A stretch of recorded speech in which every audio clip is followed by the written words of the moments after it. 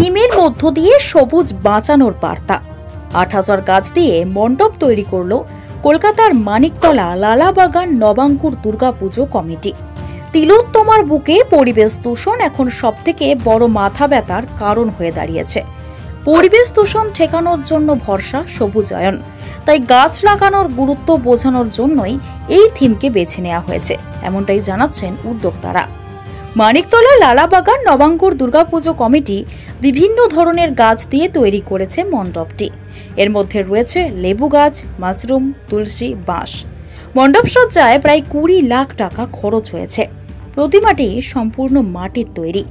মাটি এবং গাছের পাতা দিয়ে তৈরি হয়েছে মায়ের বস্ত্র, অর্থাৎ মণ্ডপটি সবুজময়। উদ্যোক্তারা জানাচ্ছেন, শহরে সবুজ ফিরিয়ে আনার জন্যই এই উদ্যোগ নেওয়া হয়েছে। কংক্রিটের জঙ্গলে অনেকেই হাঁসফাঁস করেন। পুজোর কয়েকটা দিন এই মণ্ডপে এসে তারা শান্তিতে নিঃশ্বাস নিতে পারবেন, এমনটাই দাবি উদ্যোক্তাদের। রাজ্যের পরিবেশ বিভাগের আধিকারিকরা ইতিমধ্যেই কথা বলেছেন এই পুজো কমিটির সঙ্গে। জানা গিয়েছে, পুজো শেষ হয়ে গেলে এই গাছগুলি কিনে নিতে চায় এই দপ্তর। পাশাপাশি অনেক সাধারণ মানুষও গাছগুলি নিতে চাইছেন। সাধারণ মানুষের কাছে গাছগুলিকে ব্যবহার করার জন্য কোনো সংস্থার হাতে তা তুলে দেওয়ার কথা ভাবা হচ্ছে, এমনটাই জানাচ্ছেন পুজো উদ্যোক্তারা।